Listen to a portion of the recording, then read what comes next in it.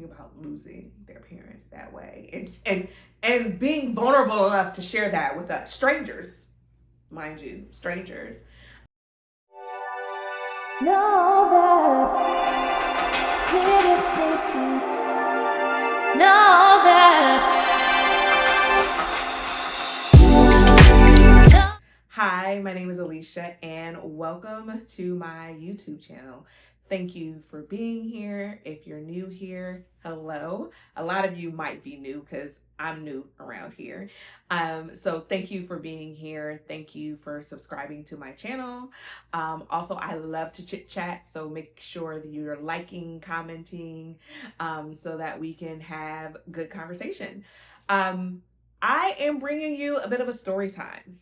And today's story time is going to be about the time that I traveled to DC to attend the Tiny Desk taping for none other than the Clipse. Yes. I had the pleasure of being in the building while the Clipse shot their Tiny Desk, and I have been holding on to this thing for like weeks. Okay, wasn't sure when it was gonna drop. Suspected it would be the day that the album dropped, and my suspicions were correct. The Tiny Desk came out the same day that the album dropped, and for you, those of you like all of us who were watching the Tiny Desk performance at home and the excitement we had, imagine how I felt. Imagine how I felt being like in their vicinity, being there and witnessing it like with my two eyes. Okay, so let's get into it. Let's talk about what that experience was like.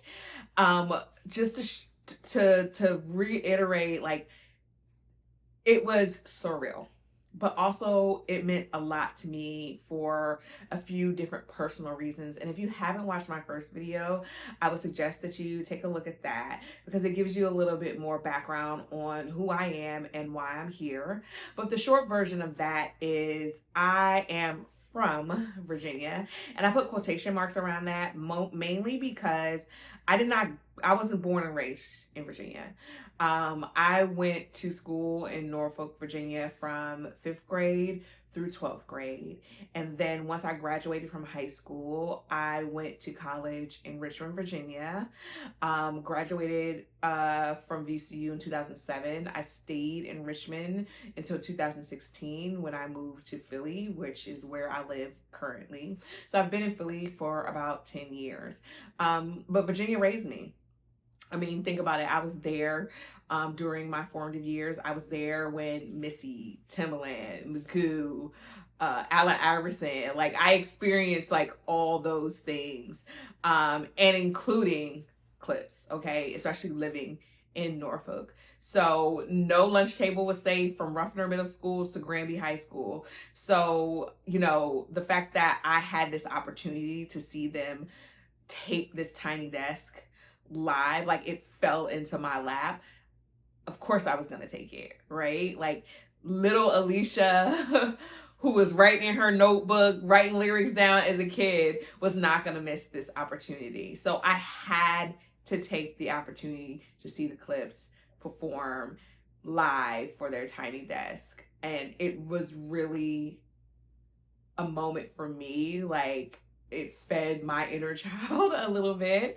So let's get into like the details, okay? So the details are, I have a connection that was able to get me to this taping. Very, very thankful for that, because it happened on a whim. It was not something I had planned for at all. In fact, when I found out about it, I had to take a day off work. I just took a regular personal vacation day, and put that in and trained up. I live in Philly, so the train getting to DC, New York, Baltimore, all those things is pretty easy. So I bought an Amtrak ticket, and I wanted to make a day out of it. I was actually going to combine the trip with something else.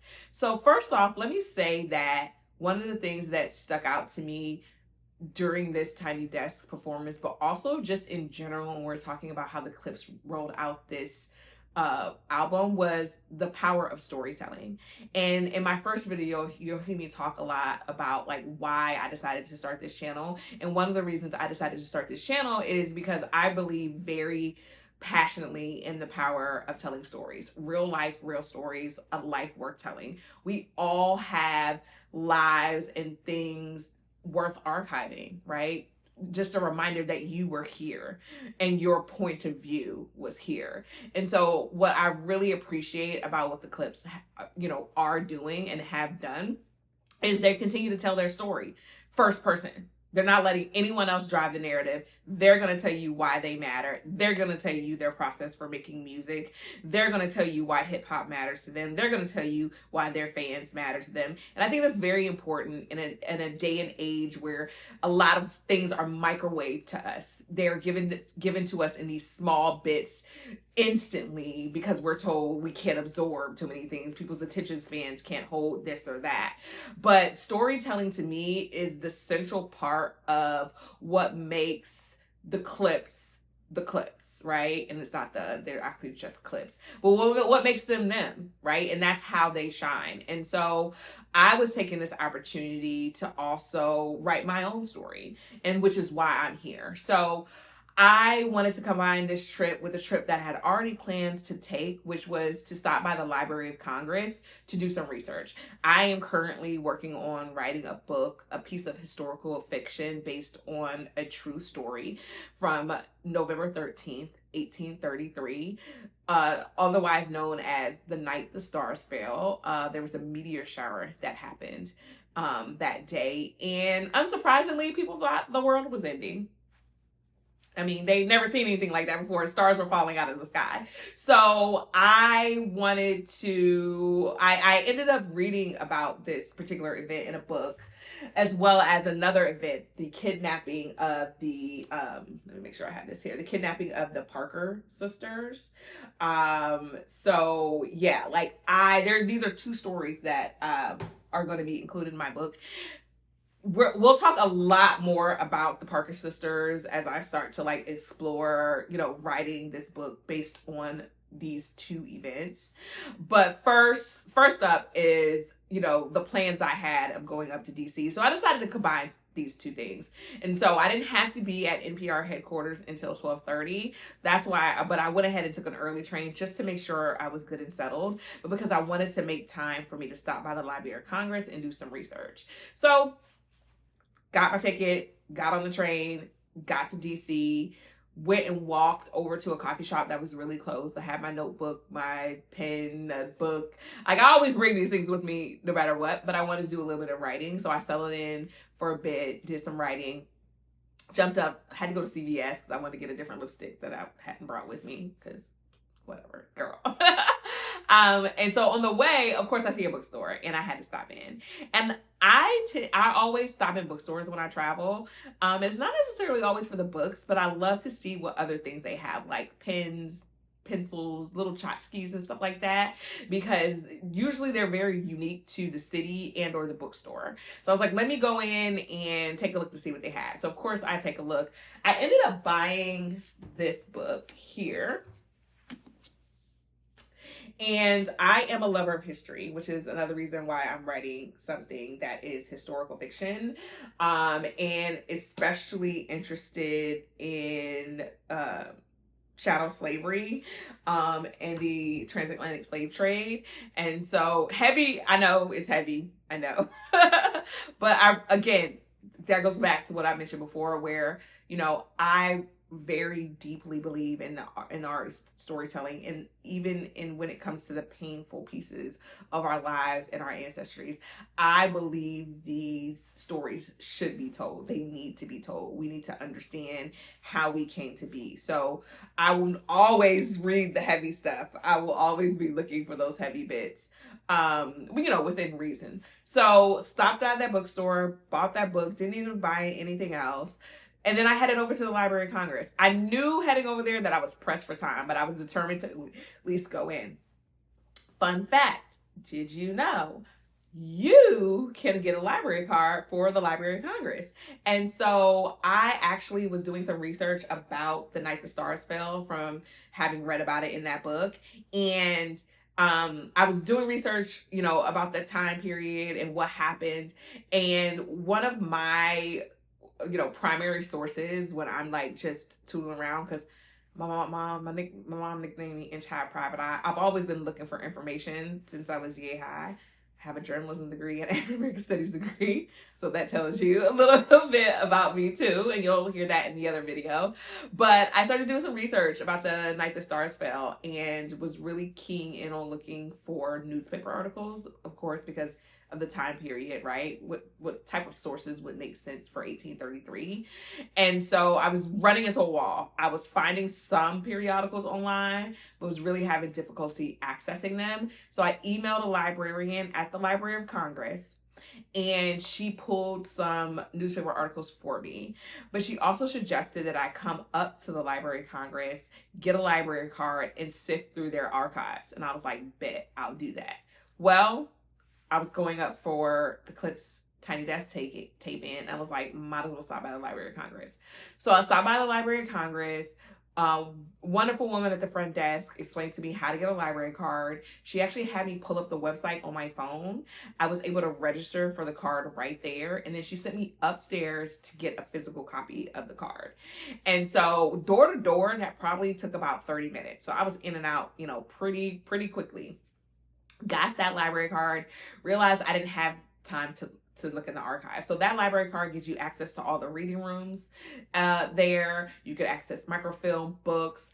There are also special archives where if you're looking for a particular piece that they have, and you're able to actually book time to take a look at that piece or that book or that article, because some of this stuff is, not meant to be checked out or even leave the room that it's in. So just benefits of just living here, right? If you have a state ID or a driver's license, you're eligible to get a free library card, at the Library of Congress. And so I wasn't able to do any archival digging, but I will be back and go back to DC to do that. Also picked up some information about the National Book Festival, which I went to last year, and I used to go to pretty regularly when I lived in Virginia, but it fell off when I moved here. So I'll be making my way back to the National Book Festival in September. So I'm looking forward to that.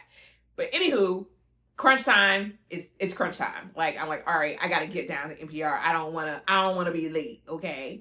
And so I got down to NPR, was signed in, went upstairs, and before getting there, I was talking to a few people who I also knew were going, and we were all like, listen, just apologies in advance for acting a fool, right? Because we the opportunity was like, well, we're gonna see this, and I'm not usually like fangirl. I'm not usually that fangirl type of thing. I don't need to talk to celebrities or people or any of those things. But this, I was like, yeah, I'm probably gonna act a fool. Like, I'm gonna have to keep myself together. So the conversation came up like, okay, what songs are they gonna do? So for me, I was like, they gotta do Grinding. They gotta do Virginia. They gotta at least do 2 songs off the new album. I'm thinking 4 songs, right? We've all seen Tiny Desk. I think you will see people do 4 to 5 songs. So I'm thinking 4 songs, right? So that hits 2 new songs, Grinding, Virginia.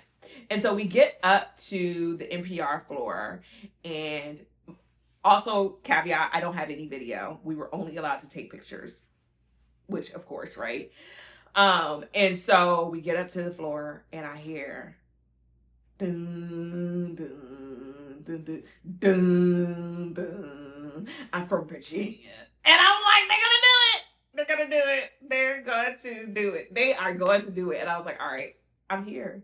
I am in the building. I'm gonna see this. So we get settled. About a half hour later, they start the taping. Now, we've all watched these interviews with the Clipse, right? And you can tell the aura is thick. Now, I have seen Pusha T. When Pusha T was in Philly, I went to his concert. So I've seen Pusha T live, but I never got the pleasure to see Clipse live because I was so relatively young when they hit the scene. And so that was not available to me. Now, let's go back a little bit because Pusha T was here at Roots Picnic, which I had VIP tickets for. We're not going to talk about the debacle with Roots Picnic. Let's just say I didn't get a chance to, I didn't go to the second day. And I was very annoyed because I figured Push would bring out his brother and I was missing that reunion. So you want to talk about this being a makeup event for me? Baby, I was so thankful because I was so annoyed that I missed them at Roots Picnic. So fast forward to being able to do this tiny desk. Please, please, Roots Picnic, tiny desk. Come on now. So we get situated. I'm 4'11", by the way. So I'm needing to be up front for just spatial reasons. I was right up front. I am, if you're looking at the tiny desk, I am to Push's left, okay? Virginia starts. And I'm just like, of course you can't hear the crowd, but you do hear my voice at some point. I'm gonna tell you when. And he's rapping. And I'm rapping along. And he looks out the corner of his eye and he does a little, cause that was for me, cause he heard me. I just geeked all over talking about it because it was such a good moment. Because like as a kid who was downloading music off Napster, or should I be telling you that? You know, we downloaded music back then, okay? So somebody who downloaded music, who was writing down rhymes and lyrics in my notebooks, you know what I'm saying? Have my Discman, have my little boombox in my room and all that. Like, who wouldn't want to rap one of their favorite songs along with the artist? Like, who wouldn't? Outside of a concert experience, this is the best I was gonna get. And him acknowledging me was just really, really dope. Also, there was a part where you actually could hear me say, "That's VA right there." That was me screaming. Okay, so we had that part. Also, just to say that the Clipse, they were so gracious this entire time. They were humble, Malice especially. Like, they have an aura, okay? And I think it kept us as a crowd kind of like, because we were just in awe of what we were seeing. Like, it wasn't as rowdy as I thought it would be because I think there was a stillness in the room. And it's a respect that was in the room. And as I mentioned before, especially, hearing that song about their parents and them telling that story, going back to telling your story. Tell your story. Because if you do not, other people will inevitably get you wrong. And I had a professor, Dr. Injiri Jackson, rest in peace, who I had a personal conversation about that very thing and why I've always been passionate about reading about books. I've been passionate about that since I was a kid, but about telling our stories. You have the tools to tell your story. It doesn't have to be on YouTube. It doesn't have journaling. You know what I'm saying? Chronicling your life. Don't let it get in the way of living life, but chronicling that life. Just evidence that you were here. Evidence that you've lived amongst us. And so Pusha T and Malice sharing that moment about their parents, as someone who I myself watched my mother take her last breath.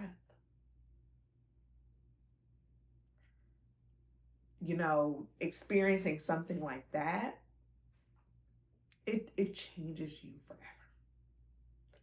And so them talking about losing their parents that way and being vulnerable enough to share that with us, strangers, mind you, strangers, I think it's incredibly powerful.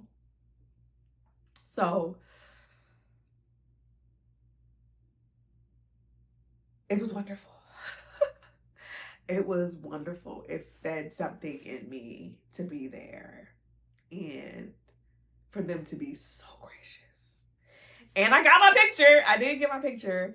I walked up to Push. It was like, no lunch table at Ruffner Middle School or Granby High was ever safe again. He was like, yo! I was like, yes, I'm from Norfolk. And he gave me a hug and his smile was so bright.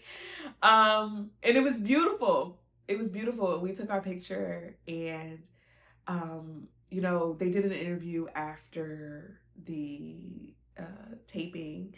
And you've seen them talk about this already, but they talked about how important it is just to be in hip hop at their age. There's no aging out, right?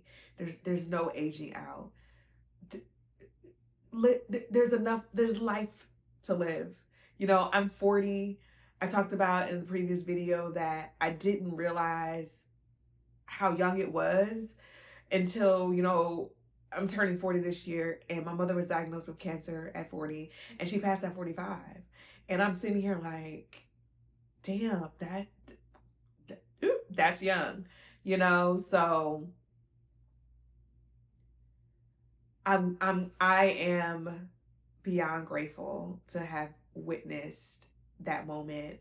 And I hope it inspires, and I hope this rollout, I hope Clipse inspires a lot of us just to tell our stories in whatever format, whatever method that works for you, wherever you feel comfortable. This entire rollout is reminiscent of the rollouts that we had when we, you know, in the 90s, early 2000s. And I think it's really special too, because what they're saying is they respect their fans enough to know that we deserve more than just a microwave version of artistry. And especially which lately is what we've been given, right? We got several different interviews and performances, and we're getting a tour, and we're getting vulnerability out of Black men, you know, well into their 40s, and what Malice is 52. So I think there's something to be said for hearing from Black men their age and hearing from them like this, and them saying, we're not going to just put something out and move on. We're going to share ourselves with you. We're going to share our journey with you. We're going to tell stories with you. We're going to give you lyrics. We're going to give you music videos. We're going to give you articles. I think, and I hope, my hope here is this is a bit of a turning point maybe for artists, you know, to think twice about how they are communicating their work. And one of the things I'm noticing is, like, especially with Push, he's talking to us. He's talking to us on all platforms, right? Like, he's sharing himself with us, and it's, unfortunately, it's just not, it's not common anymore. And I get it, because, and I've just messed up my makeup crying on TV. Not even TV, I'm saying TV, YouTube. Well, you know what I'm saying, on camera.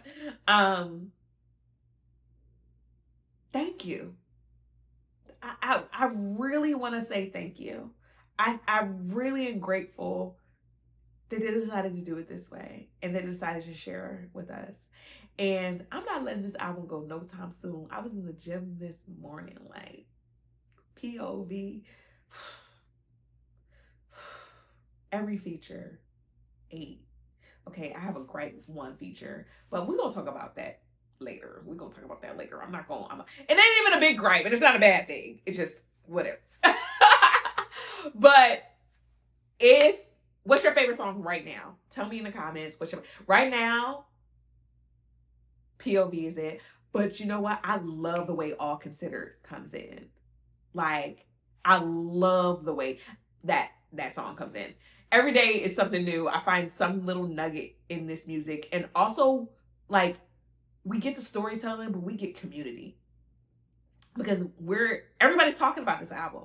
You know what I'm saying? People who aren't even big hip hop heads are talking about this album. So yeah, I'm going to share some pictures. Like I said, there's no video because we were not allowed to take video, which I totally respect. This is NPR's property, you know, their whole setup.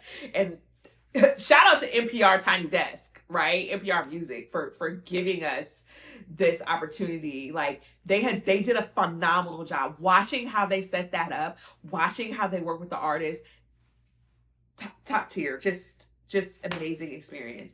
But thank you to the Clipse, and thank you for being here. I'll have more videos. I'm just getting started, y'all, so would appreciate any feedback that you have for me, and you can reach out to me on other platforms. I love to chit chat. You're gonna be seeing a lot more from me. You're gonna be seeing a lot more storytelling from me, because, you know, like I said, turning 40 and like realizing how much life I still have to live, and doing the things that I said I was going to do, that I wanted to experience. I'm and not that I haven't been living life, because your girl's lived. I was like, I don't know, for 3 months. I've been living. I've definitely been living. Um, and this is just an example of the life that I get to live and the stories that I get to tell. So until next time, don't forget to subscribe to my channel. Drop me a comment, a thumbs up. I would love, love, love to hear from you guys, because I am a yapper. Inch high, private eye. I like to talk.